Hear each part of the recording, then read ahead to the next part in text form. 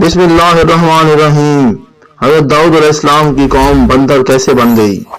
حضرت داؤد علیہ السلام کی قوم کے 70,000 آدمی عقبہ کے پاس سمندر کے کنارے ایلا نامی گاؤں میں رہتے تھے، اور یہ لوگ بڑی فراخی اور خوشحالی کی زندگی بسر کرتے تھے۔ اللہ تعالیٰ نے ان لوگوں کا اس طرح امتحان لیا کہ ہفتے کے دن مچھلی کا شکار ان لوگوں پر حرام فرما دیا اور ہفتے کے باقی دنوں میں شکار حلال فرما دیا، مگر اس طرح ان لوگوں کو آزمائش میں مبتلا فرما دیا کہ ہفتے کے دن بے شمار مچھلیاں آتی تھی اور دوسرے دنوں میں نہیں آتی تھی۔ تو شیطان نے ان لوگوں کو یہ حلیہ بتا دیا کہ سمندر سے کچھ نالیاں نکال کر خشکی میں چند حوض بنا لو، اور جب ہفتے کے دن ان نالیوں کے ذریعے مچھلیاں حوض میں آ جائیں تو نالیوں کا منہ بند کر دو، اور اس دن شکار نہ کرو بلکہ دوسرے دن آسانی کے ساتھ ان مچھلیوں کو پکڑ لو۔ ان لوگوں کو یہ شیطانی حلیہ بازی پسند آ گئی، اور ان لوگوں نے یہ نہیں سوچا کہ جب مچھلیاں نالیوں اور حوضوں میں مقید ہوگی تو یہی ان کا شکار ہو گیا۔ تو ہفتے ہی کے دن شکار کرنا پایا گیا جو ان کے لیے حرام تھا۔ اس موقع پر ان یہودیوں کے 3 گروہ ہو گئے۔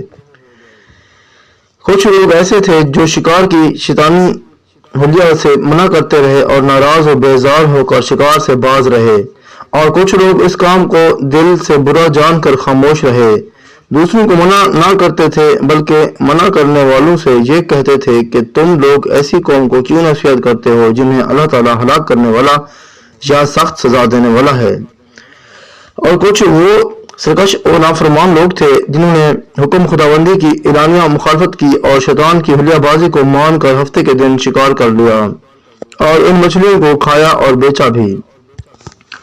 جب نافرمانوں نے منع کرنے کے باوجود شکار کر لیا تو منع کرنے والی جماعت نے کہا، اب ہم ان وصیت کاروں سے کوئی میل ملاپ نہ رکھیں گے۔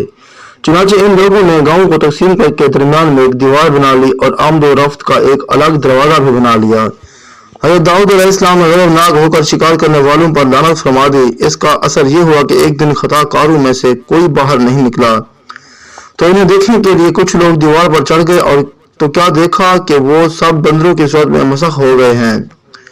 اب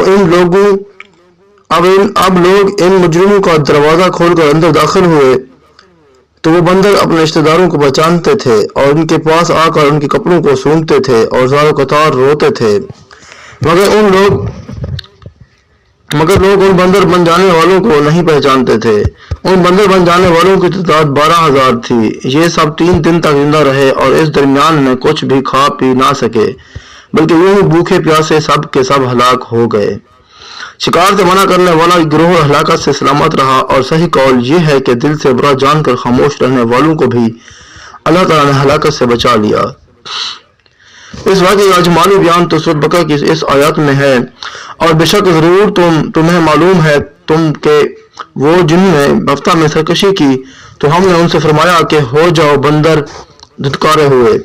اور مفصل واقعہ سورۃ اعراف میں ہے جس کا ترجمہ یہ ہے، اور ان سے حال پوچھو اس بستی کا کہ دریا کنارے تھی، جب وہ ہفتے کے بارے میں حد سے بڑھتے، جب ہفتے کے دن ان کی مچھلیاں پانی پر تیرتی ان کے سامنے آتی، اور جو ہفتے کا نہ آتی۔ اس طرح ہم انہیں آزماتے تھے کہ ان کی بے حکمی کے سبب۔ اور جب ان میں سے ایک گروہ نے کہا، کیوں نصیحت کرتے ہو ان لوگوں کو جنہیں ہلاک اللہ پاک کرنے والا ہے یا انہیں سخت عذاب دینے والا ہو، بولے تمہارے رب کے حضور معذرت کو اور شاید انہیں ڈر ہو۔ پھر جب وہ بھلا بیٹھے تو جو نصیحت انہیں ہوئی تھی ہم نے بچا لیے۔ وہ جو برائی سے منع کرتے تھے اور ظالموں کو برے عذاب میں پکڑا، بدلہ ان کی نافرمانی کا۔ پھر جب ان نے مامانت کی، حکم سے سرکشی کی، ہم نے انہیں فرمایا ہو جاؤ بندر دھتکارے ہوئے۔ شیطانی حلیہ بازوں میں پڑھ کر اللہ تعالیٰ کے احکام کی نافرمانیوں کا انجام کتنا برا اور کس قدر خطرناک ہوتا ہے، اور خدا کے نبی جن بد نصیبوں پر لعنت فرما دیں وہ کیسے ہولناک عذاب الہی میں گرفتار ہو کر دنیا سے نیست و نابود ہو کر عذاب نار میں گرفتار ہو جاتے ہیں اور دونوں جہان میں ذلیل و خوار ہو جاتے ہیں۔ نعوذ باللہ۔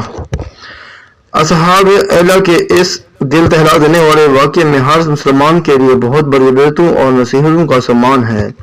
کاش اس واقعے سے مسلمانوں کے قلوب میں خوف خداوندی کی لہر پیدا ہو جائے اور وہ اللہ اور رسول کی نافرمانیوں کی پگڈنڈیوں میں بھٹکنے سے منہ موڑ کر صراط مستقیم کی شاہراہ پر چل پڑیں اور دونوں جہانوں کی سربلندیوں سے سرفراز ہو کر اعزاز و اکرام کی سلطنت کے تاجدار بن جائیں۔ پھر ناظرین اس طرح ویڈیو کو اختتام کرتے ہیں، ملتے ہیں انشاءاللہ اگلی ویڈیو میں، تب تک کے لیے اللہ حافظ۔